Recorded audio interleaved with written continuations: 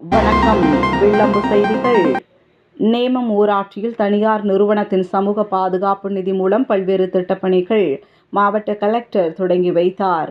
பூந்தமல்லி ஒன்றியம் நேமம் ஊராட்சியில் தனியார் நிறுவனத்தின் சமூக பாதுகாப்பு நிதி மூலம் நடைபெற்ற பல்வேறு பணிகளை மாவட்ட கலெக்டர் ஆயுஷ் குப்தா தொடங்கி வைத்தார். நேமம் ஊராட்சியின் மேல் மாநகரில் கோகோ கோலா நிறுவனத்தின் சமூக பாதுகாப்பு நிதி மூலம் பொதுமக்களின் பயன்பாட்டிற்காக பொது தகவல் மையம் ரூபாய் 12 லட்சம் மதிப்பீட்டில் கட்டி முடிக்கப்பட்டது.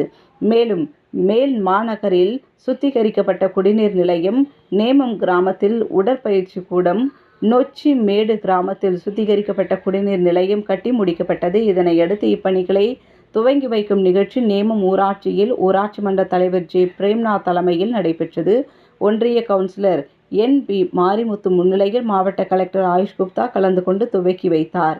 இந்நிகழ்ச்சியில் பூந்தமல்லி வட்டாட்சியர் கோவிந்தராஜ், நேமம் ஊராட்சி மன்ற துணைத் தலைவர் விஜயா ரமேஷ், வார்டு உறுப்பினர்கள் N. Umashankari, K. Tamizhazhagan, M. Nirosha, Mahesh, C. Saravanan மற்றும் வட்டார வளர்ச்சி அலுவலர் வெங்கடேசன், வட்டார வளர்ச்சி அலுவலர் ஞானேஸ்வரி மற்றும் அரசு அதிகாரிகள், பொதுமக்கள் உடன் பலர் கலந்து கொண்டனர்.